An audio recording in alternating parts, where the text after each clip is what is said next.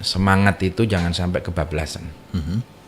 Karena kadang-kadang kita itu saking semangatnya tadarus, pasang toa kencang-kencang di masjid gitu loh. Iya, sampai larut malam lagi. Iya. Ya kalau tadarus itu cukuplah dengan kalau memang harus pakai pengeras, sound, ya sound dalam masjid saja, tanpa harus kita keluar. Begitu. Atau kalau cukup tanpa sound itu kan ya cukup. Kita tadarus membaca bareng-bareng di masjid. Atau cukup sound.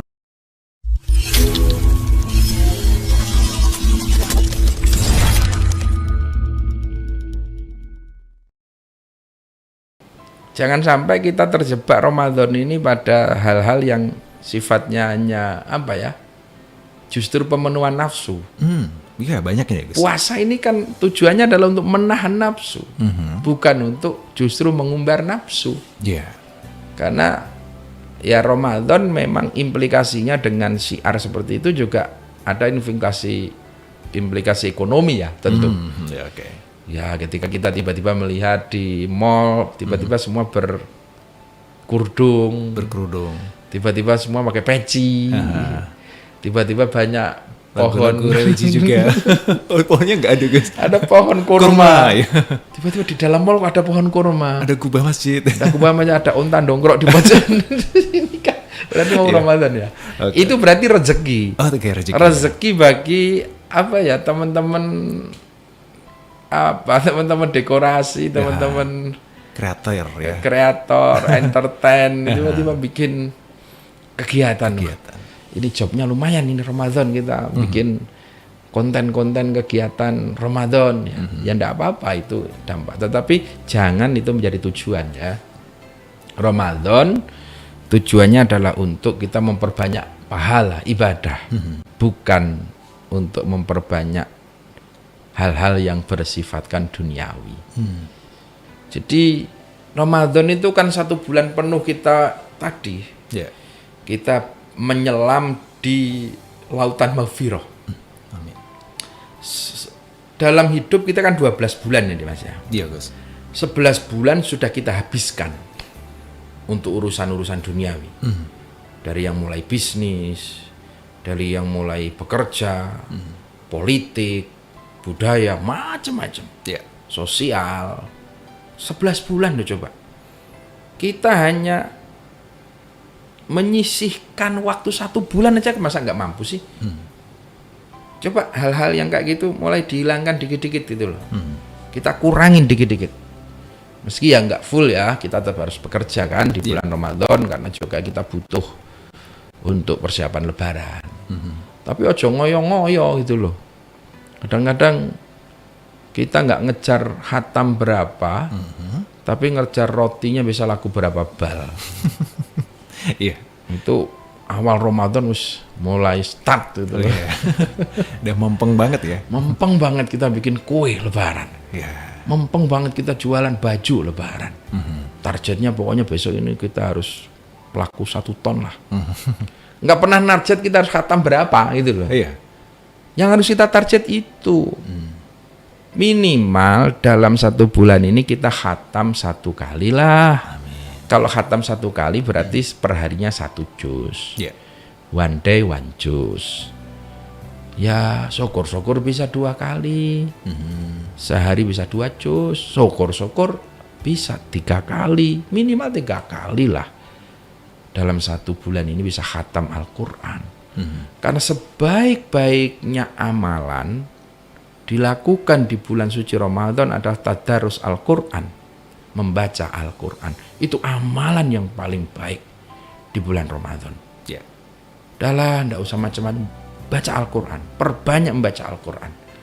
Itu pahalanya luar biasa. Karena ini adalah bulan nuzulul Quran. Ini yang harus kita sambut bersama-sama. Ya, cuman saya juga ngingetin lagi, semangat itu jangan sampai kebablasan. Karena kadang-kadang kita itu saking semangatnya tadarus, pasang toa kencang-kencang di masjid gitu loh. Iya, sampai larut malam lagi. Iya. Ya kalau tadarus itu cukuplah dengan kalau memang harus pakai pengeras, son, ya son dalam masjid saja, tanpa harus kita keluar. Begitu. Atau kalau cukup tanpa son itu kan ya cukup. Kita harus membaca bareng-bareng di masjid. Atau cukup son kecil. Karena kalau kita pakai sound system keluar lebih dari jam 9 malam, kasihan tetangga-tetangga. Begitu. Karena tidak semua orang sama dengan kita. Ada yang mungkin jam 8 harus tidur. Karena apa? Karena jam 2 malam dia kerja shift malam. Begitu. Jam 2 malam dia harus berangkat ke pasar. Maka dia habis isya langsung tidur. Jadwalnya seperti itu, gitu kan? Kalau kita baca Al-Quran kenceng-kenceng, kan kasihan, gitu loh. Yang kedua juga memang ada orang-orang yang ya butuh keheningan. Nah, maka membaca Al-Quran itu bagus, hukum asalnya, berpahala. Ya. Tetapi baca Al-Quran bisa jadi makruh. Oh, begitu ya. Al-Qur'annya bagus, tapi mungkin waktunya yang tidak tepat. Oke. Waktunya yang tidak tepat. Terus tempatnya juga nggak pas. Nah itu baca Al-Qur'an hukumnya seperti itu. Oke. Al-Qur'an itu berpahala ketika kita baca di tempat yang pas, pada waktu yang pas. Itu loh.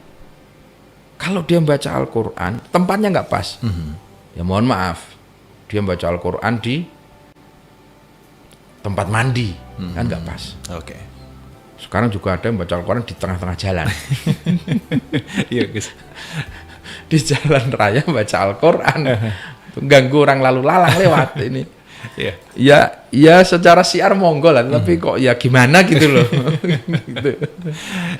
Di trotoar, demonstratif baca Al-Quran gitu kan. Mbak ya di masjid, di musola kan banyak juga. Ya. Itu soal tempat. Yang kedua soal waktunya. Waktunya.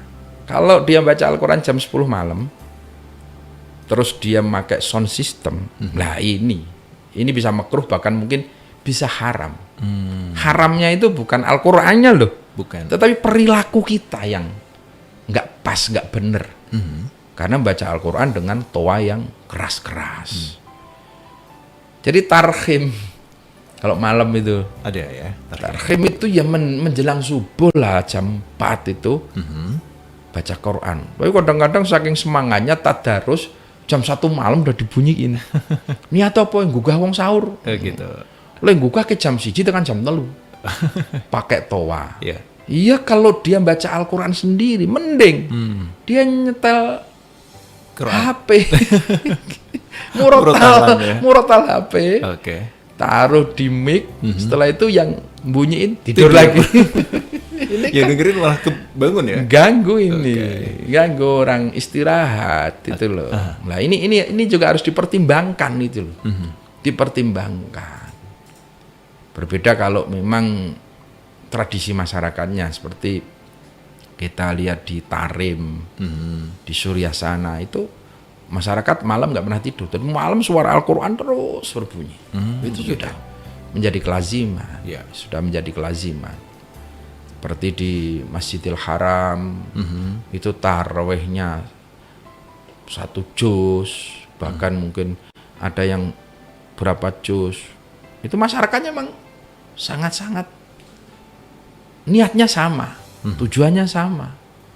Nah, tapi kalau kita hidup di komplek perumahan, kita hidup di tengah-tengah masyarakat yang majmuk, apalagi ada yang non-muslim, kita harus menjaga itu. Karena kita tidak hanya punya kewajiban hablum minallah, berbaik-baik kepada Allah, tetapi kita juga harus hablum minan nas. Kita harus menjaga hubungan kebaikan kita terhadap sesama. Ini yang harus kita pertimbangkan.